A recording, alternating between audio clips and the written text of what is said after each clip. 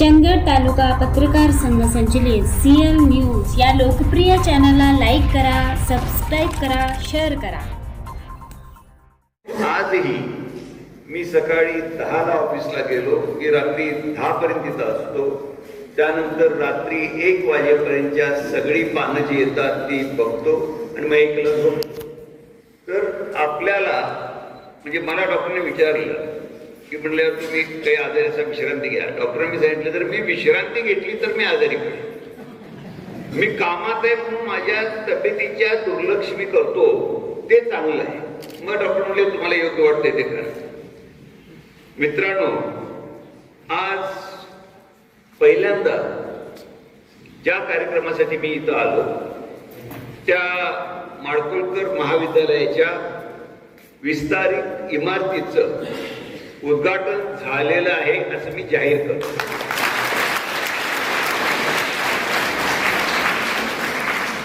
आपल्याला कल्पना आहे खेडूत शिक्षण मंडळाने फुले शाहू आंबेडकर यांचे पुरोगामी विचार आणि शिक्षणाची ही ज्ञानगंगा गरिबांच्या घरापर्यंत झोपडीपर्यंत पोहोचवण्याचं फार फार मोठं काम केलेलं आहे. म्हणजे ज्युनियर विद्यालय असू दे, मागासवर्ग मुलांची वसतिगृह असू देत, मुलींची वसतिगृह असू देत. आणि मला असं वाटतं की या म्हणजे तुमच्या या चंदगडला, मग चंदगड असू दे, आजरा असू दे, आता माझ्या वडिलांचं गाव गगनबावडा, शाहूवाडी असू दे, ही सगळी दुर्गम ठिकाणं आहेत. परंतु अशा दुर्गम ठिकाणीच रत्न सापडतात असं माझं ठाम मत आहे. कारण आज मला सांगा, तुमच्यापैकी किती जणांना माहित आहे मला माहित नाही, पण पु ल देशपांडे कुठले? साहित्यिक पु ल देशपांडे हे चंदगड तालुक्याचे. म्हणजे मी ज्या वेळेला त्यांना इथं आणलं कार्यक्रमाला शिवाजी विद्यापीठाच्या, कारण फाईन आर्ट फॅकल्टीचा मी अध्यक्ष म्हणून त्यांना आणलं, त्यावेळेला त्यांनी मला सांगितलं की मी चंदगड तालुक्याचा इथला गड तिथलं गडातला आणि माझं पूर्वीचं आडनाव गडकरी. त्यामुळं आज एवढा मोठा साहित्यिक या चंदगडनं दिला. आज JP नाईकांसारखं मी त्याच्यावर जास्त बोलत नाही, परंतु एवढा शिक्षण तज्ञ या भागाने दिला. तर अशी ही मंडळी या भागातून आली असल्यामुळं आज मला असं वाटत नाही की हे संस्था असू दे, मौनी विद्यापीठ असू दे, यांना एक स्वयंचलित नेतृत्व मिळालेलं होतं. त्यामुळे या संस्था उभारल्या आहेत. आज या संस्थेनं जे खेड्यापाड्यात शिक्षण देण्याचं योगदान दिलेलं आहे ते खरोखरच कौतुकास्पद आहे. आत्ताच भरमांना बोलले, म्हणजे भरमांना हे या तालुक्यातील किंवा या जिल्ह्याचे पहिले मंत्री. त्यांना आम्ही सगळं सहकार्य केलं. भरमांना निवडून आले, ते आले माझ्याकडे. मी म्हटलं अण्णा काही करायचं नाही. मी म्हटलं काय? ते म्हणले कुठल्या पक्षात जाऊ, काय करू? म्हटलं काही नाही, तुम्ही थांबा, मी तुमची व्यवस्था करतो. मी त्यांना गाडी घेऊन रंगशारदा हॉटेलला पाठवलं. जे अपक्ष 12 आमदार आले होते ते सगळेच माझ्याकडे आले, म्हणजे अशोक डोणगावकर वगैरे सगळे. त्यांनी मला लिहून दिलं की तुम्ही निर्णय घ्याल तो आम्हाला मान्य आहे. मी तो निर्णय बाळासाहेब ठाकरेंच्याकडे पाठवून दिला. त्यांचं सरकारच त्याशिवाय येतो. तर बाळासाहेब सांगितलं की यातले मला 3 मंत्री पाहिजे. ते म्हटले दिले. मग अशोक डोणगावकरनं मंत्री केलं, अण्णांना मंत्री केलं. म्हणजे आज तुम्हाला सांगतो की बाळासाहेब ठाकरेंचे माझे संबंध, शिवसेना स्थापन झाली 66, पण माझे त्यांचे संबंध 64 पासूनचे. म्हणजे त्यांचे वडील प्रबोधनराव ठाकरे, माझे वडील गहू जाधव हे त्यावेळेला मुंबईत होते, एकत्र काम करत होते. त्यावेळेला मामा वरेरकर, केशवराव जयदे, दिनकरराव जवळकर ही सगळी मंडळी त्यांच्यावर होती. वडिलांनी त्यावेळेला आंबेडकरांच्यावर काम केलं, महात्मा गांधींच्यावर स्वातंत्र्यवेळीत काम केलं. तर हा जो वारसा होता, त्यामुळं मी सडेतोड नेहमीच राहिलेलं आहे. आता मी तुम्हाला सांगतो की आज म्हणजे आत्ताचे प्राचार्य B.R. पाटील यांनी जी काय आता जबाबदारी घेतलेली आहे ती 31ला जरी रिटायर होत असले तरी त्यांनी कोणत्या स्वरूपात संस्थेनं त्यांना ठेवावं हा संस्थेचा प्रश्न आहे. परंतु सल्लागार असू देत कोणते असू देत, परंतु हा जो अनुभव आहे तो मोठा असतो. त्यामुळे त्यांनी तो अनुभव त्यांचा या संस्थेसाठी उपयोग पडावा असं मला वाटतं. आज आपल्याला कल्पना आहे महात्मा ज्योतिराव फुले, सावित्रीबाई फुले यांनी शिक्षणाची गंगा इकडं आणली. त्यानंतर कर्मवीर भाऊराव पाटील असतील,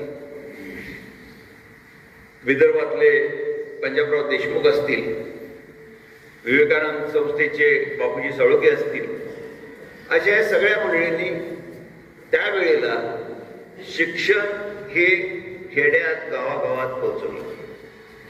आणि त्यानंतर एक धाडसी निर्णय कोणी घेतला असेल तर तो वसंतराव दादा यांनी घेतला. त्यांनी त्यावेळेला अहमद विद्यापीठ म्हणजे डीम्ड युनिव्हर्सिटीला परवानगी दिली आणि त्यामुळं डी.वाय. पाटील असतील, पतंगराव कदम असतील, नवले असतील, डॉक्टर कराड असतील आणि तुमच्या भागातले शंभा मुजुमदार सिंबल शिष्य तर ते असतील, या लोकांनी एवढ्या प्रचंड मोठ्या संस्था उभ्या केल्या की आज त्यांच्या संस्था फक्त महाराष्ट्रात नाही, दिल्लीत आहेत, परदेशात आहेत.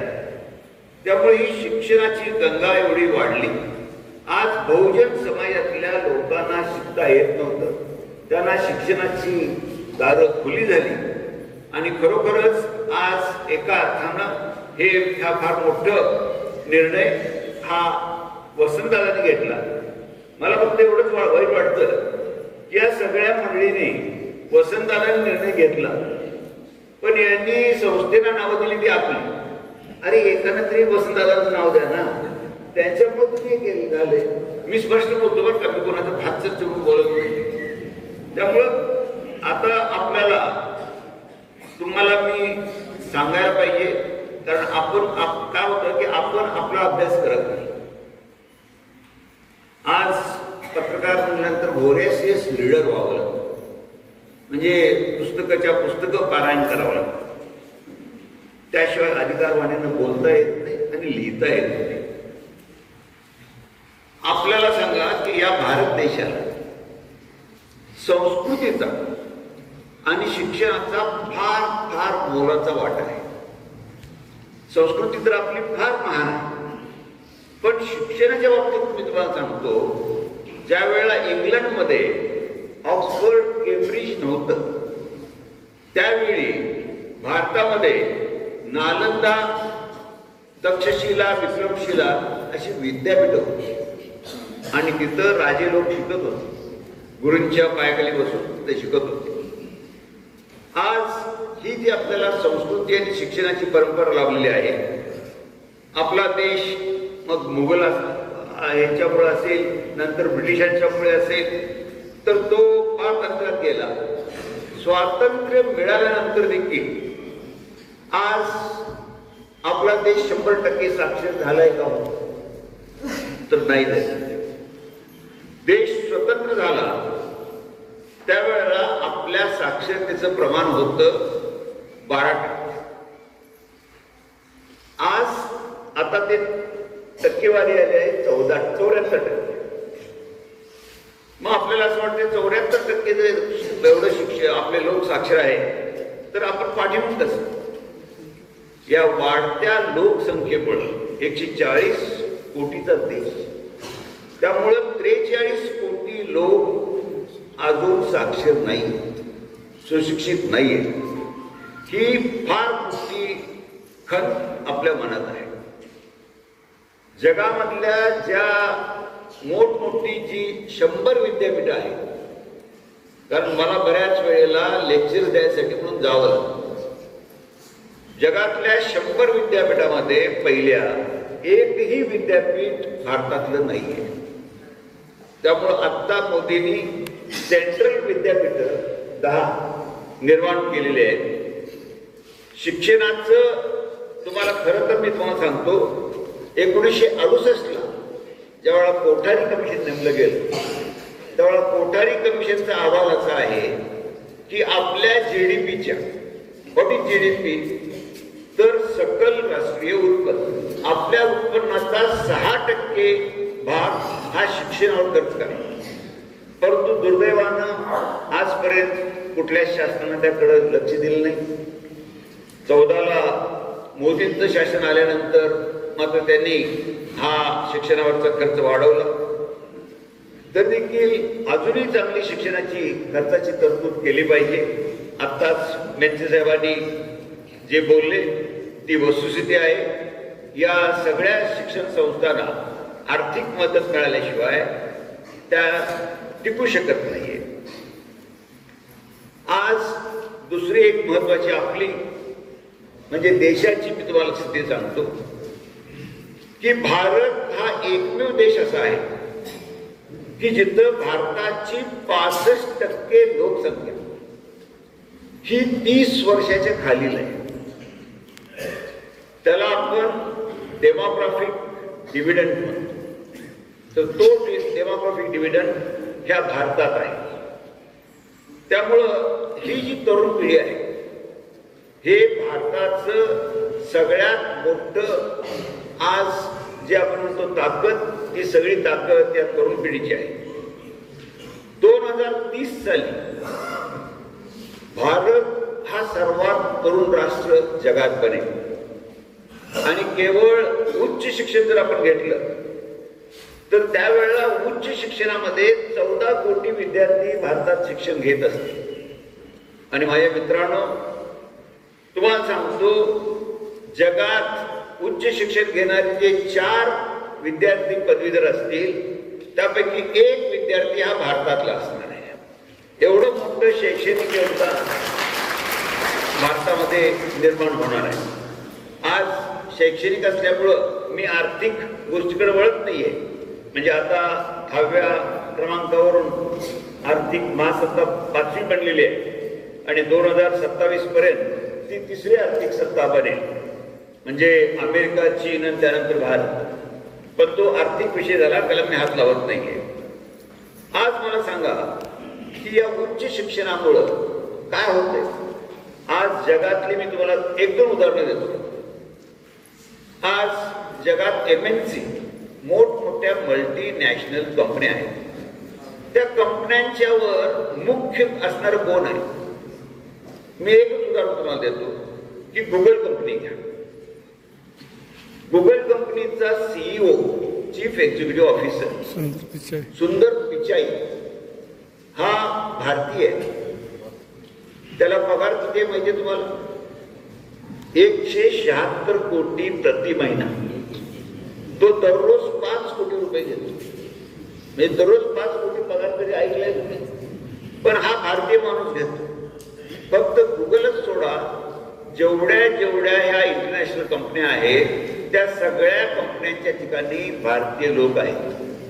अगदी अमेरिकेची उपराष्ट्रपती कमला हॅरिस ती भारतीय आहे.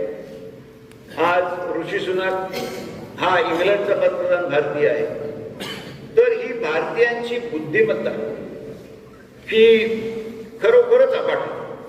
म्हणजे आता काही ज्याला आपण वेस्टर्न कंट्रीज म्हणतो म्हणजे किंवा युरोपियन युनियन EU, तर युरोपियन युनियन आपल्याला त्यांना तर भीती अशी वाटते की आपण ह्या भारतीय लोकांना घेतो पण आपल्या मुलांच्या पेक्षा ते हुशार आहेत, पुढे जात आहेत. मग ह्यांना आपण आपल्याकडे इकडे यायला बंदी करावी का? कारण आज तिथेही रिसेशन प्रचंड प्रमाणात आहे. आपण या ठिकाणी क्षुल्लक गोष्टीसाठी ओरडतो. मला सांगा की कुठल्या देशानं फुकट वॅक्सिनेशन केलं?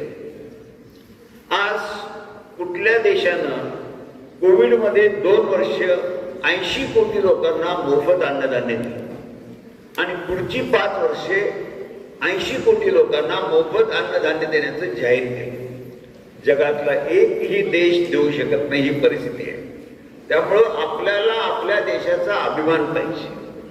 फक्त टीकेसाठी टीका करणं हे लांछनास्पद आहे. जी गोष्ट चांगली त्याचं कौतुक करा, जी गोष्ट वाईट त्याच्यावर टीका करा.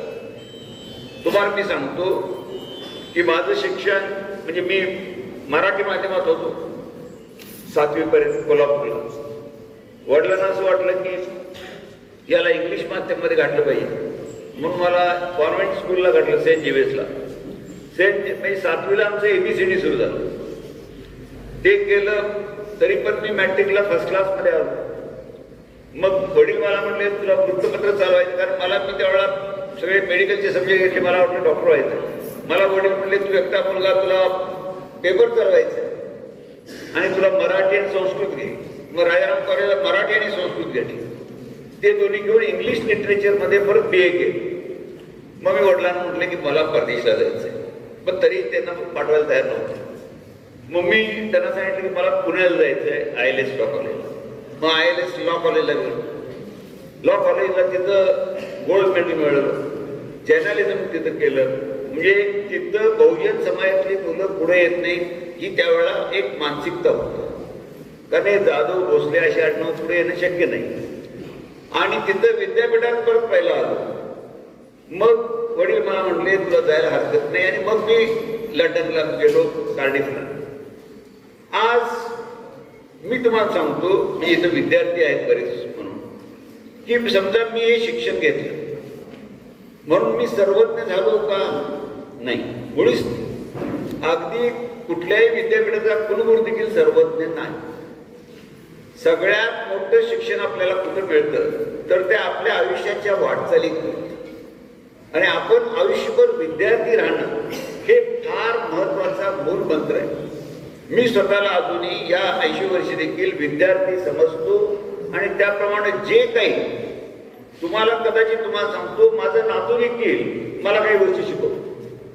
तर माझा एक नवीन पिढी आहे ना, त्यामुळं त्यांना संगणकापासून मोबाईलपर्यंत सगळं येतं. तर तो मला म्हणतो तुम्हाला माझ्यावरती गेम खेळायचे आहेत. तो माझ्याविषयी एवढा एक्सपर्ट आहे की मला खेळता येत नाही. मग तो उद्या जिंकलं की नाही. म्हणजे ही पुढची पिढी इतकी हुशार होत गेले की त्यांना आता जे खेळ लावलेला आहे. म्हणजे त्यामुळं काय होतंय की आपण असा विचार करायला पाहिजे.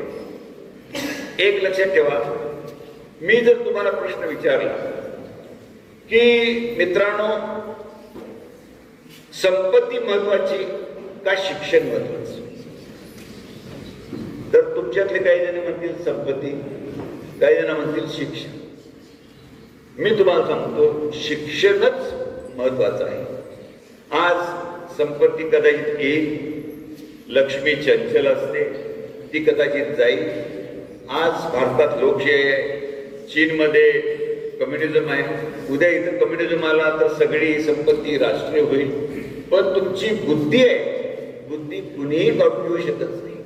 त्यामुळे शिक्षण ही सगळ्यात मौलिक संपत्ती समजा आणि त्या दृष्टीनं वाटचाल. हा माझा तुमच्या सगळ्या विद्यार्थी वर्गाला माझा सल्ला आहे. का होतं तुम्हाला सांगतो की आपण मी ज्यावेळेला आता बऱ्याच जणांना असं वाटतंय, मी आता जसं फरमानाने सांगितलं मी त्यांना मंत्री केलं, तशा बऱ्याच लोकांना मी आमदार, खासदार, मंत्री बरेच केले. मी लॉला शिकत होतो 64ला. त्यावेळेला सुशील कुमार शिंदे म्हणजे मी 20 नंबरच्या खोलीत हॉस्टेलला, ते 21 नंबरच्या खोलीत, विलास देशमुख दुसऱ्या विंगमध्ये, आम्ही सगळे एकत्र होतो. शरद पवार त्यावेळेला BMCCला, ब्रॉड महाराष्ट्र कॉलेज ऑफ कॉमर्सला होते. पण आमचं एकत्र जाणं येणं होतं. तर इतके सगळे मित्र असताना मी त्यावेळेला नंतर मी ज्यावेळेला बाहेरून आल्यानंतर 69 साली पुढारीचे सूत्र वडिलांच्याकडून घेतले. त्यावेळेला मी सर्वपक्षीय म्हणजे आता मेन्सेसाहेबांना माहिती आहे, म्हणजे ही जी सीमा चळवळ चालू होती, पुढारीची टॅक्सी आमची जाळली गेली, तर त्यावेळेला मी सीमा कृती समितीचा अध्यक्ष झालो. आणि त्याचे सभासद कोण? ND पाटील, नागू गोरे, SM जोशी, शरद पवार, बाळासाहेब ठाकरे अशी सगळी मंडळी. तर त्या तरुण वयात असून देखील मला त्यावेळेला यशवंतराव चव्हाणांना, म्हणजे मी जेव्हा ज्ञानपीठ पुरस्कार मिळाला वि. स. खांडेकरांना, तेव्हा मीच त्यांचा मोठा सत्कार कोल्हापूरच्या कुस्ती मैदानात घेतला. तेव्हा यशवंतराव चव्हाण माझ्या घरी जेवायला होते. ते त्यांनी वडिलांना सांगितलं की माझं भाषण ऐकलं. ते म्हणले की आम्हाला इथं आता लोकसभेला उमेदवार सापडले. तर वडील म्हणले माझं काही नाही, त्याला विचार. मी चव्हाण साहेबांना सांगितलं, साहेब म्हणलं मी राजकारणात आलो तर मी तुमच्या पक्षाचा बांधिलकी होणार. मला म्हटलं कुठल्याही पक्षाची बांधिलकी नको आहे. मी तुमच्याच नाही, कुठल्याच पक्षात जाणार नाहीये. आणि पत्रकार राहून मी जी किंग मेकरची भूमिका बजावतोय ती मला बजवायची आहे. आणि मला माझ्या हातात ही लगाम ठेवायची आहे. ही एवढी मोठी पॉवर आहे मीडियाची, तर ते तुम्ही काय करायचं ते घडवू शकता. लोकांची चुकीची समजूत अशी आहे की आपण राजकारणात गेलो तरच समाजकारण करतो. बिलकुल चूक. आपण राजकारणात न जाता देखील समाजकारण करतो. मला सांगा मी कुठल्याही पक्षात नाही, पण आज कोल्हापूरचा टोल गाळवला. आज जिथं जिथं म्हणजे पावसाळ्यामुळे पूर आले तिथं मदती दिल्या. अगदी किलारीपासून ते तुमच्या गुजरातपर्यंत जिथं जिथं भूकंप झाले तिथं केलारीला पण आपण हॉस्पिटल उभा केलं मोदींनी सांगितल्यानंतर. आपण ज्यावेळेला 1999ला कारगिल युद्ध झालं त्यावेळेला कारगिल युद्धामध्ये शिवाजीराव, मेजर जनरल शिवाजीराव पाटील त्यांचा मुलगा, त्याला बुलेट इंजुरी झाली छातीमध्ये. ते माझ्याकडे आले, मला म्हणले साहेब असं असं झालेलं आहे. मी म्हणलं थांबा शिवाजीराव बसा.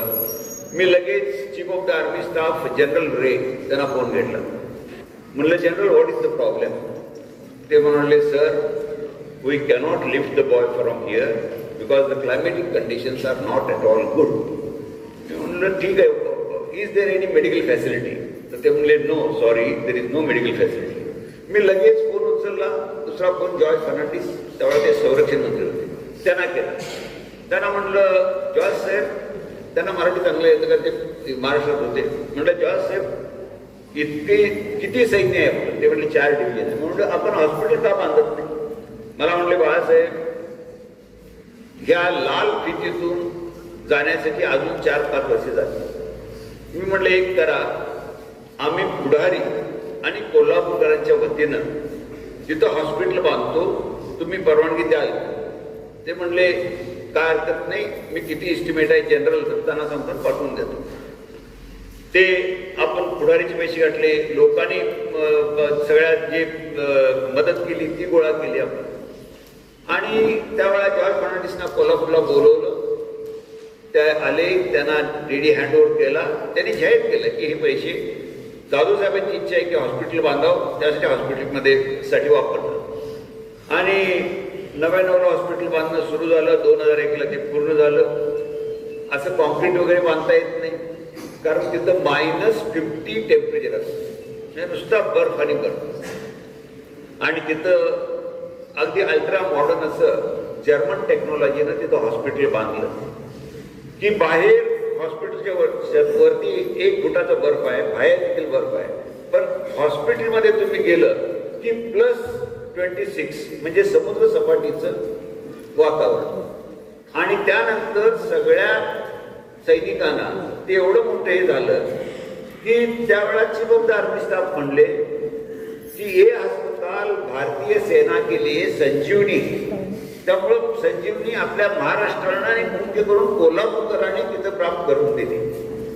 आज जॉर्ज फर्नांडिस म्हटले आज मैं रक्षा मंत्री हूं, कल मैं रक्षा मंत्री रहूंगा नहीं रहूंगा, लेकिन ये पुडारी का अस्पताल है और इसके ऊपर पुडारी की पूरी निगरानी रहेगी. आम्ही लगेच आर्मी बरोबर करार केला आणि प्रत्येक वर्षी आता 22 वर्ष झाली त्या हॉस्पिटलला जे काय लागतं ते पुढारीच्या CSR फंडातून आपण पुरवतो त्यांना. म्हणजे अगदी गेल्या वर्षी त्यांना इलेक्ट्रॉनिक ब्लँकेट्स पाहिजे होती, ती स्वित्झर्लंडहून मागवून त्यांना पुरवतो. तर ही जी आपली कोल्हापूरकरांचं दातृत्व आहे, त्यामुळे आपण अटकेपार झेंडा लावतो.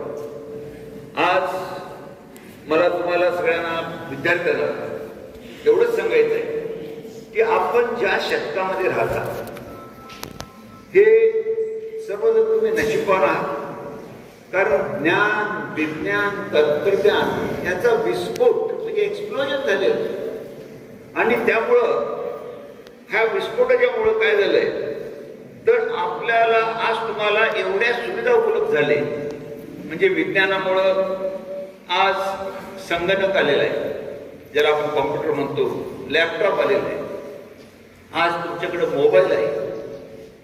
आज या सुविधांच्या मार्फत तुमच्याकडं इंटरनेट आहे, तुमच्याकडं इंस्टाग्राम आहे, तुमच्याकडं गुगल आहे, यूट्यूब आहे, म्हणजे ट्विटर आहे. काहीच नाही. आज तुम्हाला ज्या गोष्टी पूर्वी सरांना विचारावं लागत होत्या, आज तुम्ही गुगलवर टाकलं की जी पाहिजे ती सगळी माहिती इत्तंभूत येते. इतकं जग आज पुढे गेलेलं. तर त्यामुळं तुम्हा लोकांना स्काय इज द लिमिट अशी पूर्वी म्हण होती, पण स्काय हे लिमिट पण राहिलेलं नाही आज, लिमिटलेस. त्यामुळे तुम्ही किती म्हणजे जे मराठीत कविता आहे म्हणजे चल उड जा रे पाखरा सोड हा सोन्याचा पिंजरा, तसं तुम्हाला पाखरांना किती उडायचं तेवढं तुम्हाला उंच जात आहे. इतक्या सुविधा तुम्हाला या आधुनिक युगानं निर्माण केलेल्या आहे. त्याचा फायदा घ्या, भरपूर शिका. म्हणजे तुम्हाला जेवढं काही शिकता येईल तेवढं तुम्ही शिका, कारण शिक्षणाशिवाय दुसरा पर्याय नाही आहे. मी नेहमी सांगतो शिक्षकांच्या बाबतीत की शिक्षक हे म्हणजे जसं आपलं ते हिंदीतलं गाणं आहे ना, म्हणजे ज्योत से ज्योत जलाते चलो, ते प्रेम की गंगा नाही, ज्ञान की गंगा बहाते चलो. तर हे शिक्षकांचं काम आहे. आणि या शिक्षकांच्या बद्दल मला नितांत आदर आहे. म्हणजे ज्यावेळेला मी सेंट जेविसला होतो तर माझं इंग्रजी चांगलं करण्याचं काम ते फादर रॉबर्ट जॅकॉब म्हणून त्यांनी केलं. आम्ही त्यांना सगळे विद्यार्थी म्हणजे गॉड ऑफ इंग्लिश म्हणायचं. तसंच मी रजाराम कॉलेजला गेलो, तिथं त्यावेळेला प्राध्यापक पाना कुलकर्णी होते. त्यांनी मराठी चांगलं करून घेतलं. मला सांगितलं पूर्ण आचार्यात समग्र आचार्यात वाच, बोलो वाच, असे सगळं बघून घेतलं. आणि संस्कृत, तर संस्कृत पुढं माझ्या लग्नानंतर भारतातली सर्वात मोठी आणि जुनी संस्था 1864 साली स्थापन झालेली निर्णय सागर, हे नेतृत्व माझ्याकडे. त्यामुळे निर्णय सागरनंतर आम्ही 1000 संस्कृत प्रकाशनं केलेली आहे. तर त्यामुळे संस्कृतचं अफाट भांडार माझ्याकडे खुलं झालं. आज मी या शिक्षक वर्गाला नेहमी म्हणतो, ते keep the silver lantern lighting from generation to generation. म्हणजे एका पिढीकडून दुसऱ्या पिढीकडे, दुसऱ्या पिढीकडून तिसऱ्या पिढीकडे ही शिक्षणाची ज्योत तेवत ठेवण्याचं ते काम करतात. मी म्हणजे माझ्या बाबतीतलं सांगतो, म्हणजे आताच पाटील सरांनी निवृत्तीत सांगितलं म्हणून सांगतो. रॉबर्ट फ्रॉस्टची चांगली कविता आहे. मी आता माझं आत्मचरित्र 1000 पानांचं लिहिलेलं आहे. आणि ते आत्मचरित्रापेक्षा गेल्या म्हणजे जवळजवळ 60-70 वर्षाचा भारताचा, महाराष्ट्राचा मागोवा घेतलेला आहे. अगदी जवाहरलाल नेहरू ते आत्ताच्या मोदींच्यापर्यंत, आणि महाराष्ट्रात यशवंतराव चव्हाण ते आत्ताच्या शिंदेंच्यापर्यंत. आणि ज्या वेळेला मला मोदींचं पत्र आलं 75च्या वेळेला, त्यांनी एक मोठा संदेश 2 पानाचा पाठवला. ते म्हणले, जाधवजी ये प्रकाशन कब करने का है? ते मी म्हणलं, मोदी जी अभी तो कोविड है, इसके बाद करेंगे. तो उन्होंने मला सांगितलं, आपकी जो मराठी कॉपी है वो मुझे भेज. मी पाठवतो. मला म्हणले, मराठी में ठीक है लेकिन हम हिंदी कर ले. म्हणून त्यांनी दिल्लीच्या पोलिसरला हिंदी आणि इंग्रजी करायला दिली. मला आज एवढंच सांगायचं की आपण शेवटपर्यंत काम करायला पाहिजे. रॉबर्ट फ्रॉस्टची कविता मला आठवते, म्हणजे woods are lovely dark candy, woods are lovely dark candy, but I have promises to keep, but I have promises to keep and miles to go before I sleep. म्हणजे मला या जगातून जाण्याच्या आधी भरपूर काम करायचे. त्यासाठी मला चाललं पाहिजे. ते असं चालत ठेवा विद्यार्थ्यांनो. ही ज्ञानज्योत मिळवत राहा, तेच खरी संपत्ती आहे. तुम्ही आज या निमित्तानं मला बोलवलं, मला तुमच्याशी खुलेपणाने चर्चा करता आली, म्हणून मी या माडगुळकर महाविद्यालयाचे आभार मानतो. कार्यक्रमाला उशीर झालेला आहे, परत एक वेळ तुम्हा सर्वांचे आभार मानून मी आपली रजा घेतो.